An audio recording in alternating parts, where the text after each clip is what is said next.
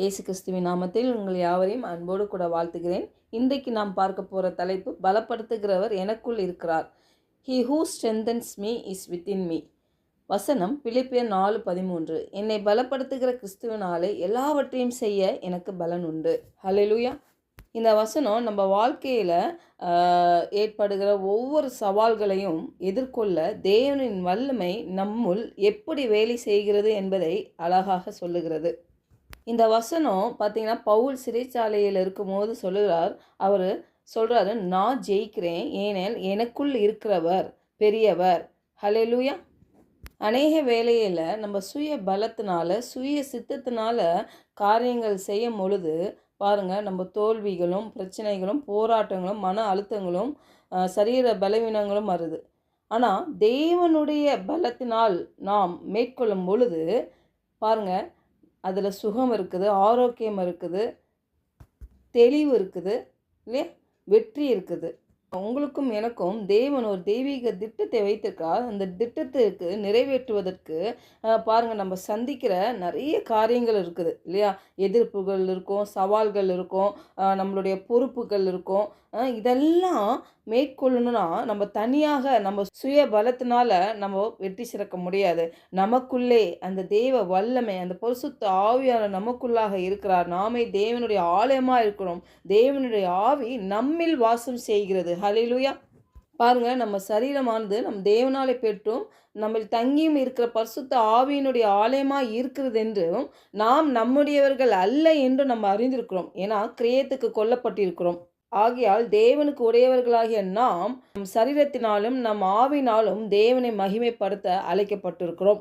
பாருங்கள், கலாத்தியர் 2:20 பார்க்குறோம்ல, கிறிஸ்துவுடனே சிலுவையில் அறையப்பட்டோம், ஆயினும் நான் அல்ல, கிறிஸ்துவே எனக்குள் பிழைத்திருக்கிறார். நான் இப்பொழுது மாம்சத்தில் பிழைத்திருக்கிறதோ என்னில் அன்பு கூர்ந்து எனக்காக தம்மை தாமே ஒப்பு கொடுத்த தேவனுடைய குமாரனை பற்றும் விசுவாசத்தினாலே பிழைத்திருக்கிறேன். அப்போ இன்றைக்கு நாம் பாவத்துக்கும் சாபத்துக்கும் வியாதிக்கும் நம் கிறிஸ்துவுடனே சிலுவையில் அறையப்பட்டிருக்கிறோம். இன்றைக்கு நம் சரீரத்தில் நம்ம கிறிஸ்துவே நமக்குள் பிழைத்திருக்கிறார் என்று நாம் பார்க்கிறோம். அப்போ தேவனுடைய குமாரனை பற்றும் அந்த விசுவாசத்தினாலே நாம் பிழைத்திருக்கிறோம். அப்போ இன்றைக்கு நமக்குள்ளாக அந்த பரிசுத்த ஆவியானவர் வாசம் செய்து கொண்டிருக்கிறார்.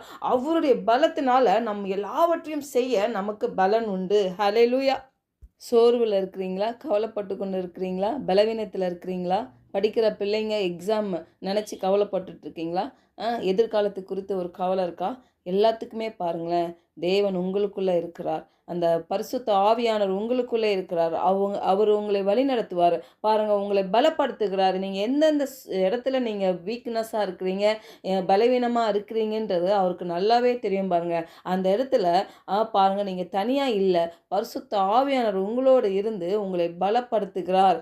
கொலோசியர் 2:10 பார்க்கணும்ல, மேலும் சகல துரிதனங்களுக்கும் அதிகாரத்துக்கும் தலைவராக இருக்கிற அவருக்குள், யாருக்குள்? கிறிஸ்துவுக்குள் நாம் பரிபூர்ணம் உள்ளவர்களாய் இருக்கிறோம். ஹல்லேலூயா. அப்போது நாம் இன்றைக்கு கிறிஸ்துவுக்குள், கிறிஸ்து நமக்குள் பிழைத்திருக்கிறார். அப்போது நீங்களும் நானும் கிறிஸ்துவில் பரிபூரணமாக இருக்கிறோம். அப்போது தேவன் நம்மை அழைத்திருக்கிற காரியங்களை அனைத்தையும் அவருடைய வல்லமையினால், அவருடைய பலத்தினால், இல்லை அவருடைய கிருபையினால் நாம் முடிக்கக்கூடியவர்களாய், ஜெயிக்கக்கூடியவர்களாய் இருப்போம். ஹல்லேலூயா. யோவான் 15:5 பார்க்கணும்ல, நானே திராட்சை செடி, நீங்கள் கொடிகள். ஒருவன் என்னிலும் நான் அவனிலும் நிலைத்திருந்தால் அவன் மிகுந்த கனிகளை கொடுப்பான். என்னை அல்லாமல் உங்களால் ஒன்றும் செய்யக்கூடாது. இந்த பூமியில் தேவன் நம்ம கூட இருக்கிற வரைக்கும் தான் பாருங்கள் பாதுகாப்பு, நம்ம கூட இருக்கிற வரைக்கும் தான் பாருங்கள் நம்மளுக்கு வெற்றி, நம்ம கூட இருக்கிற வரைக்கும் தான் தெய்வீக சுகம் எல்லாமே இயக்கப்படுகிறது. அப்போ அவர் நம்மில் நாமும் அவரில் இருக்கும் பொழுது எப்படி ஒரு கொடி செடியோடு இணைந்திருக்கும் போது பாருங்கள், நாம் அவருக்குள் இணைந்திருக்கும் போது கண்டிப்பாகவே பரிசுத்த ஆவியானவர் நம்மளை பலப்படுத்தி வழி நடத்துகிறவராக இருக்கிறார்.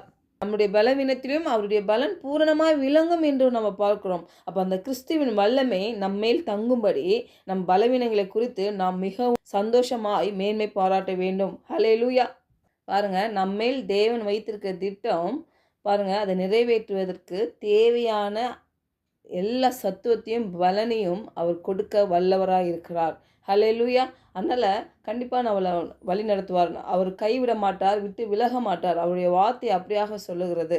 அப்போ அவருடைய வார்த்தையை மட்டும் விசுவாசிப்போம், அப்படியே விசுவாசிப்போம். இல்லை எந்த ஒரு சந்தேகம் இல்லாமல், எந்த ஒரு பயம் இல்லாமல், இல்லை அவர் வார்த்தை என்ன சொல்லுதோ அப்படியே நம்ம ஏற்றுக்கொள்ளுகிறவர்களாக இருக்கும் பொழுது கண்டிப்பாக அந்த தெய்வீக ஞானத்தினால் நம்ம நிரப்பப்படுவோம். ஹல்லேலூயா.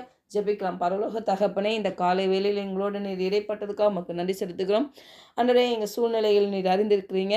ஆண்டவரே, எந்த பாதையில் ஆண்டவரே நாங்கள் சோர்வாகவும் பலவீனமாகவும் இருக்கிறோமோ, எங்களுக்குள்ளே இருக்கிறவர் பெரியவர் என்று நாங்கள் விசுவாசிக்கிறோம். ஆண்டவரே, எங்களுக்குள்ளே இருக்கிறவர் பலப்படுத்துகிற கிறிஸ்துவினாலே எல்லாவற்றையும் செய்ய எங்களுக்கு பலன் உண்டு என்று நாங்கள் இயேசு நாமத்தினால் நாங்கள் அறிக்கை பண்ணுகிறோம். நீர் எங்களுக்குள்ளே இருப்பதால் நாங்கள் எந்த சூழ்நிலையிலும் எதிர்கொள்ளும் வல்லமை உள்ளவர்களாய் நாங்கள் இருக்கிறோம் என்று இயேசு நாமத்தினாலே ஜெபிக்கிறோம் நல்ல பிதாவே. ஆமென்.